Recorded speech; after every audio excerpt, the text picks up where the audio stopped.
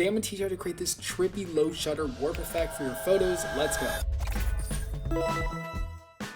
Okay, so we have our photo over subject. First things first, we're going to hold Option and drag up on the clip or the photo to duplicate it, and then we're going to hit remove background.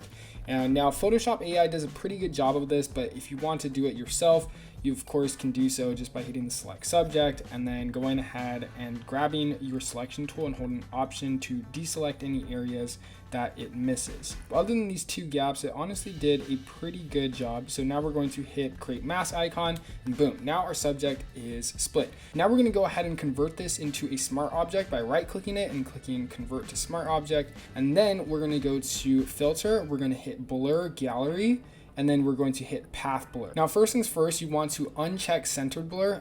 I find that setting very important. And then we're just going to go ahead and drag this arrow in whatever direction you want this blur to go. At first you're not going to see anything. You can of course go ahead and like curve this blur to however you want the movement to be, and you can even add two arrows too, so you don't have to add like just one direction. It can go in multiple directions. At first you're not going to see anything, but once you go ahead and hit edit blur shapes, you're going to see these little pink arrows pop up, and then you can go ahead and start like really warping and manipulating the blur direction. It starts getting really trippy. This is where it's really fun. So we got this crazy blur going on. One thing I should have done earlier was just kept the other layer below it on so that we can see what we're working with. But honestly, I'm kind of liking this blur so far, and I can see the direction that we're going with. I honestly like it like that. I'm just going to go ahead and hit OK, and it's going to bake everything in.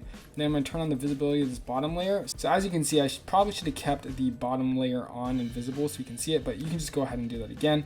I'm just going to drag it down a little bit, and then we might just like turn it like that, a little bit more distorted. And yeah, that's looking pretty crazy. Now what we're going to do, add a gradient map. So I'm clicking on this little icon right here, gradient map, and let's apply that one. And then we're going to right click the gradient map, and we're going to hit create clipping mask, and then we're going to change this gradient color to whatever you want. So I have a bunch of different textures in here to make it look trippy. These are gold ones. Let's do some of these orange ones. Try to just mess around with it. Find something that you like, and then if you like it even more, you can just go ahead and tweak it. I'm really kind of vibing with this orangish red one. And then lastly, I always recommend just messing around with some of the blend modes. Sometimes you might just stumble across something that just looks sick and go with it. But if you don't, no worries, no harm. This kind of looks cool too. It's just kind of not matching the yellow vibe we're going with. Maybe I could do this one and then set it to the yellow. Oh, this is crazy. Yeah, that's sick. Okay, so now that we have our blur, we can go ahead and, if you want, you can even just decrease the opacity slight tad bit. It's more realistic.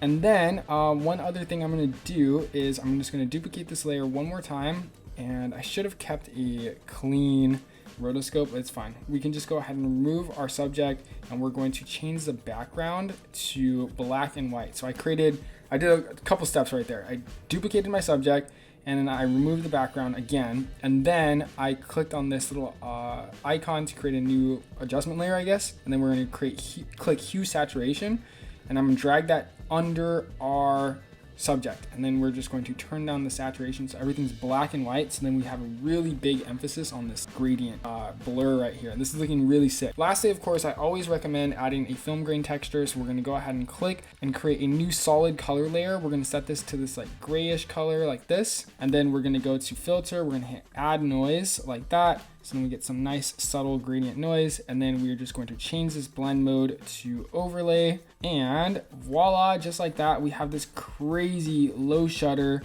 film burn effect. Honestly, I think it looks really dope. The more you play around with it, the more you mess around with it, and obviously different photos, you're gonna get crazier results. But hope you guys found something useful from this video. Oh, one last thing I do recommend doing is maybe you can go ahead and add a brightness and contrast behind the background layer too, to just make everything feel a little bit more isolated and darker. And so then you have really big emphasis on this.